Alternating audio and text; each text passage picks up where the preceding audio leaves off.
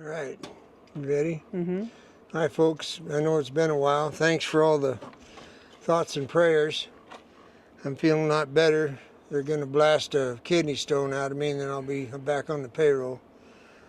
But we needed to go over some things about Western riding and the California tradition and all the words, buzzwords that everybody uses. And I want to show you a half-breed situation and the mechanics of why we do what we do. So this is the Bosalito from... This is from Neil Harvey. He's a really amazing braider really good from braider Australia. in Australia, and he made this for Deb. And so this is what we call a Bosalito, little Bosal. And that's what would fit under the bridle of the half-breed. This is a half-breed bit with a San Joaquin mouth, which means this depression right in here allows the tongue to move freer. Some horses are just more comfortable that way. It's a Santa Barbara cheek because of the counterbalance. That's what that is. We've been over this. And in the perfect world, I like to have my head stalls where the buckles are low, so they're below the eye. That's what's nice about that head stall. Now the reins that would hook onto this would be the Romal Rein. Romal Rein. They connect, and this is a work in progress for Deb's black horse is what it is. So what we've done is we've taken up a couple links, and then there'll be a leather keeper here, and over time she'll either take up more, which I'm guessing she will, but the way the horse is made, it's kind of an appendix type horse. And so we have the length of the rein is done with the chains, not with the romal, or the rein. The fine adjustment, right? The fine adjustment. So, you know the palm concho. When this is over, the palm concho will sit here, and the length of the reins will end up to where this is a comfortable spot for roping, so she can put her rope in her hand and rope comfortably. Now so we have a specific set of reins for each horse.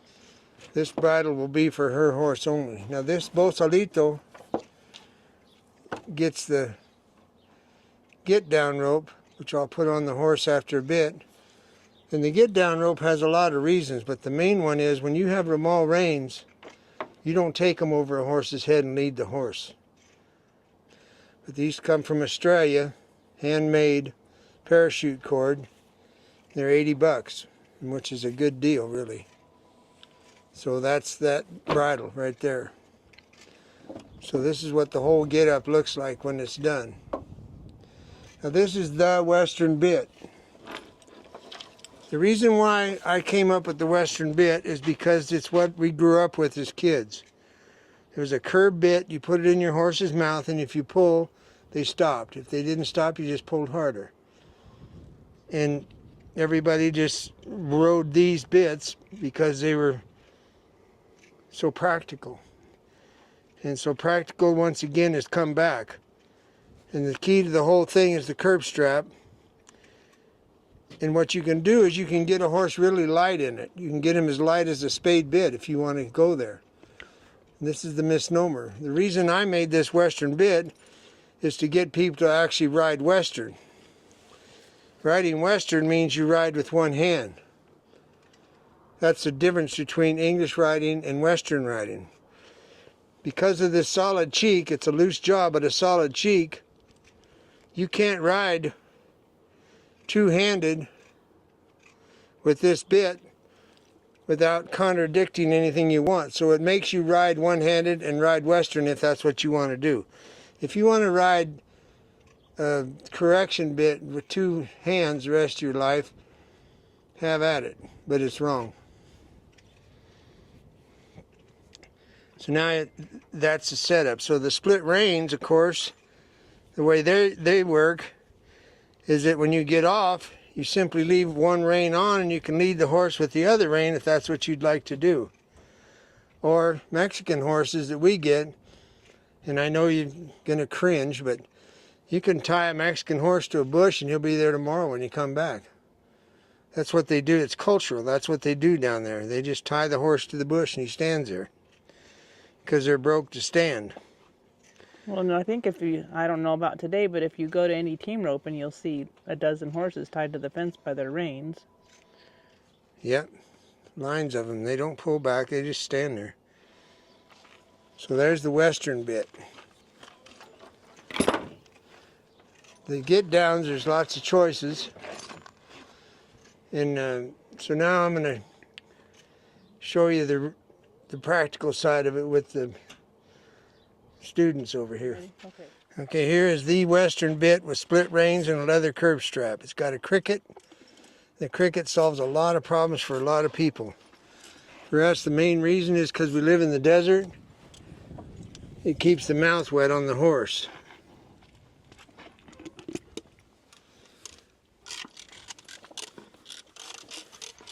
When I'm riding, if I can hear that cricket, I know I got moisture in that horse's mouth. So it's very reassuring for me.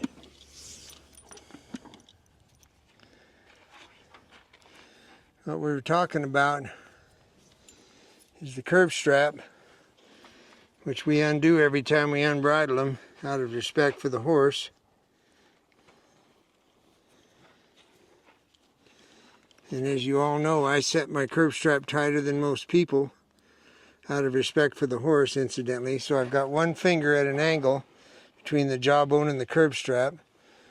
When I pull back on the reins, the contact's at 30 degrees. So that's what we want in the western bit. Now, like I said, you can just take this horse,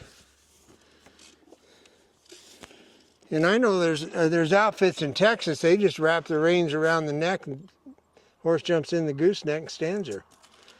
I mean, there's 100 ways to do this. But now I can lead this horse without betraying it, because that mouthpiece isn't high enough to roll over in the mouth. Just a little trivia, I'll show you this horse here.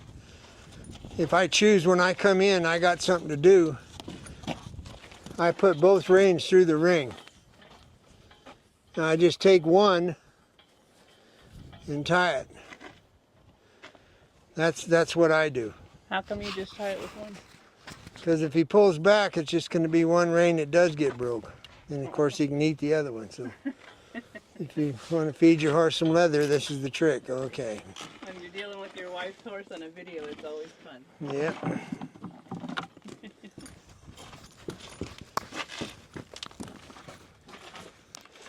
Now here's a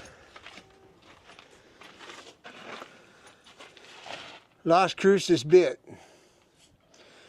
Straight shank. The reason I ride this mule in this Las Cruces is because it gives me more leverage. I've been riding him a couple years and he's getting a lot lighter, but I needed that leverage to get him to understand how to bridle up.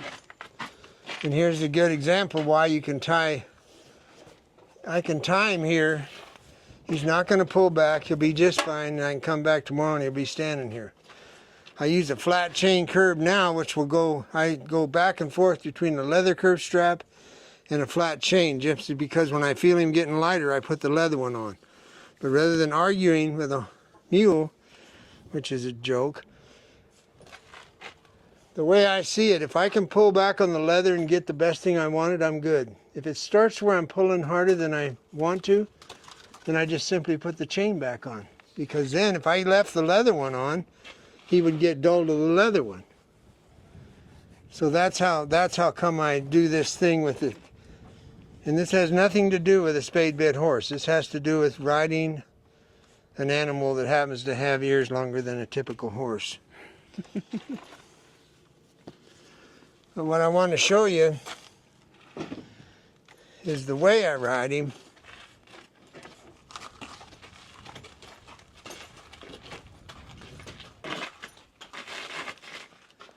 I want to say hey to Matt while you ride his little mule. My partner Matt in Rock Springs, Texas. He rode this mule in Texas, and man, he did a good job. He really enjoyed him.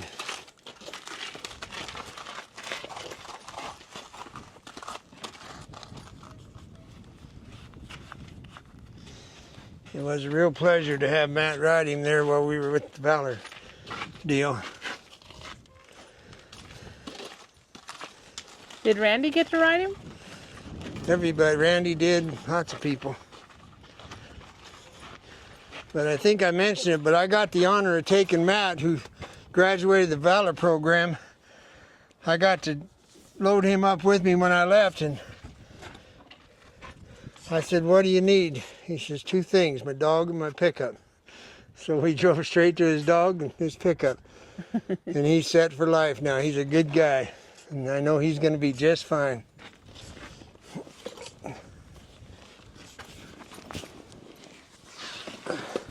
Now I'm just going to show you that my hand is this way. That's how I ride him until I get him done. When he's done, I'll probably have a Romal on him and he'll ride this way. It changes the way you ride a horse when you put your hand flat. If you'll watch the two reins right now, I can take my wrist and I can tighten the right rein and not the left. And I can bring his head around. Then I can tighten the left rein and I can help him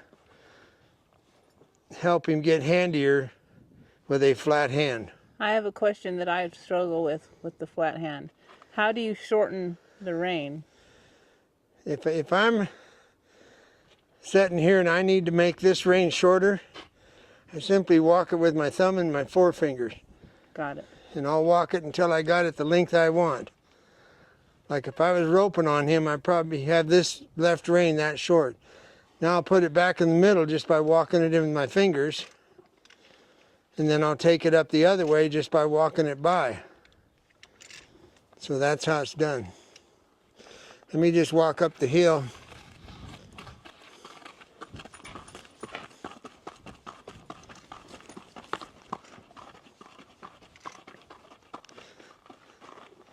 Now what I'm doing, folks, is since I own this mule, I incorporate my leg with my rein. So I'm going to turn left.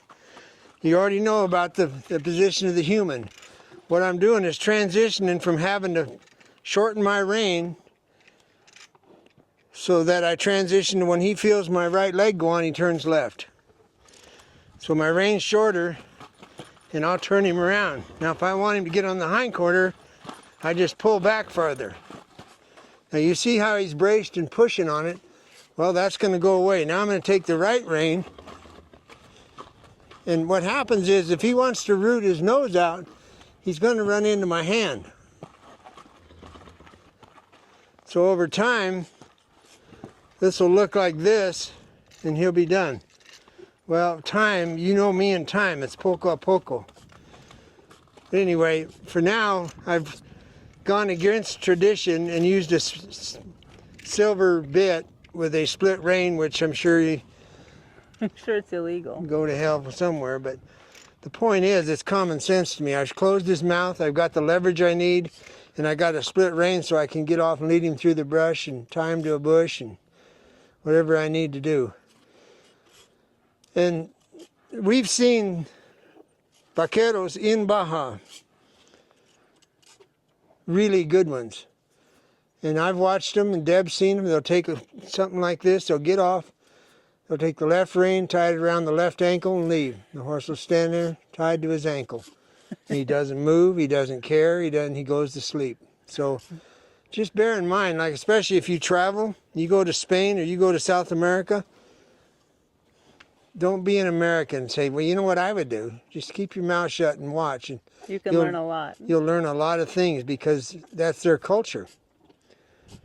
I remember the first time we went down to Baja and we saw a horse coming up over a steep hill standing on a flatbed while a kid was holding the reins through the sunroof, and the horse was just fine. And there was no rack on the truck, just a flatbed. They had a carpet thrown down on the flatbed so that he wouldn't slip.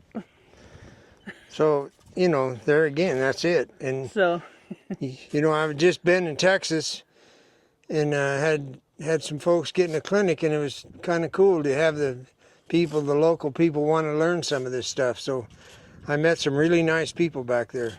Kevin, he helped me get it all set up, and I want to thank him because he went way above and beyond getting things set up and dealing with all the people. I always appreciate it when somebody helps us out with a clinic and stuff. So anyway, hello to all the folks in Texas I got to work with, and hope to hear from you. So that's the deal on the split reins and the flat hand. Later on it'll be this. Now the reason this ends up being this with a lot of people is because they do this.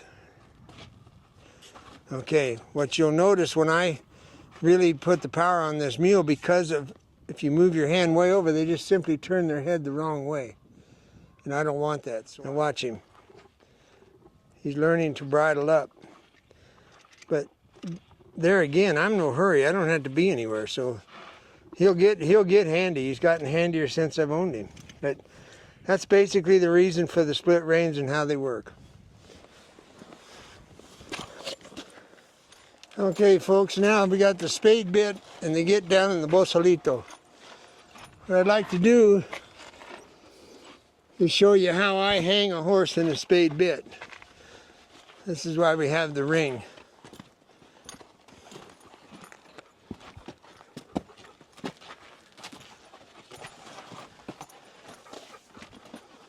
The first thing I do is make sure that my rein is set. That's set. Now the horse has plenty of slack to stand comfortably. Nothing worse than a Romal hanging down the side of a horse's neck. Now the second thing is you have to go in between the reins,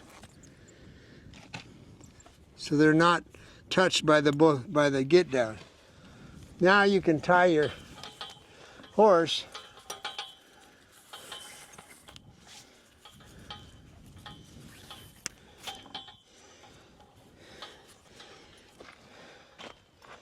at the chains below. As you know, that's what keeps the rope out of there. But that's how I tie a bridle horse. Now, if you just had a horse trailer to tie him to, but you didn't want to put the halter on, could you just take the bridle off and tie him with the bosalito and the get-down rope? Yeah, I could. That's exactly right. If I had to tie to a fence, I'd just jerk the bridle and tie him to the fence with the bosalito.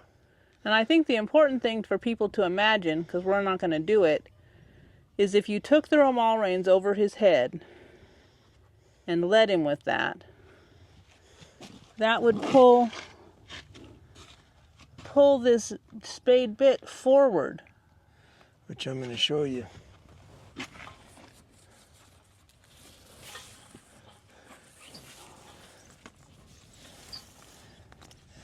I've done a lot of things with the get down rope. Emergency stuff, gates. You've ridden in it, right? I'm going to show you that.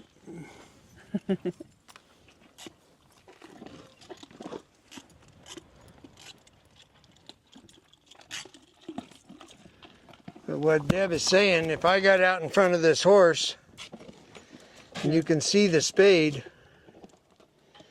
and if I pulled on the reins, it's going to invert the bit into the horse's mouth, and I'm pulling on it. It's wrong. You don't do that. That's why you lead by a get down. And I would even go so far as to say a nice half-breed horse, you wouldn't want to do that to either. That's true. If you want to be that's exactly how it works on a good half-breed horse.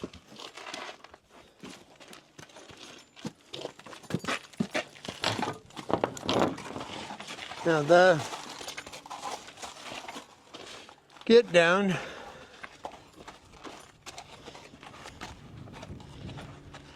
obviously, you know me, I've tied cattle down with it many times.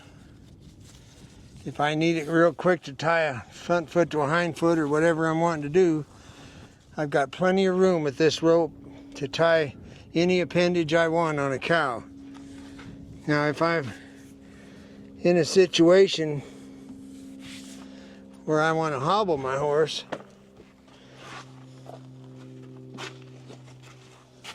I can double my get down, do like I do my cotton rope.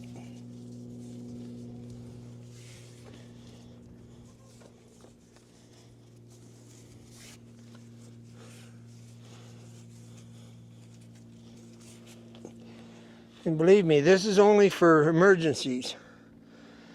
If for whatever reason, if it comes up, he's broke the hobble. So I can hobble him like that. Now, if I'm somewhere, and anybody that has a bridle horse can relate to what I'm about to tell you, if I'm somewhere where the corrals are bed springs and propane tanks, then I just simply redo my outfit. 1, 2.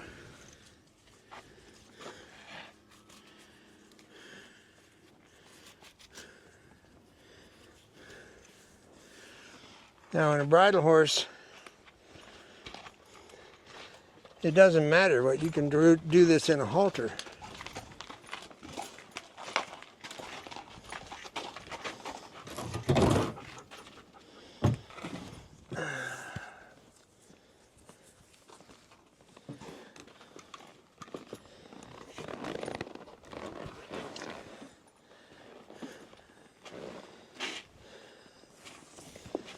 I got 2 ways of riding him. I'll show you.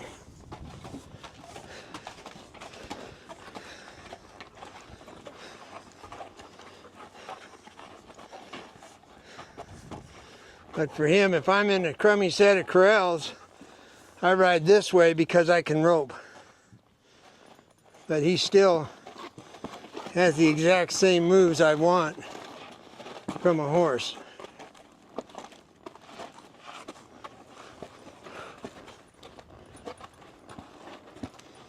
And I don't tear my bridle up or tear my horse up.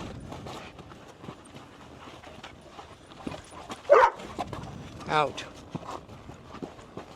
He's just fine. That's a polite way to handle a bridle horse in a crummy set of corrals. Now we're going to get the question, because we always do, about the spade bit. But somebody's going to say, well, if you can ride him in that Bosalito, why would you ride him in a spade? Well, because when you actually finish a horse in a spade, he balances himself with the spade bit. So you've got self-carriage. That means there's a loose rein and the horse is ready to move left, right, any way you want to go. The other reason is, if I'm outside and I have to chase a cow, I have a bit in my horse's mouth so I can rate my horse and stop him. And he understands the spade bit. So that's part of the training program. If I rode this horse in this Bosal all the time, I would ruin him, because he would get dull to it and push through it, especially if I had to run out there at 30 miles an hour and rope a cow. So remember you guys, this is a ranch horse. It's not a show horse. Right. Everything I do has to do with punching cows. I'm just trying to think of all the questions, That's it, and to bridle him up, that's a horse bridled up. That's a horse bridled up so that I can work cattle any direction I want to go, and he will stay in the bridle, and the bridle isn't there.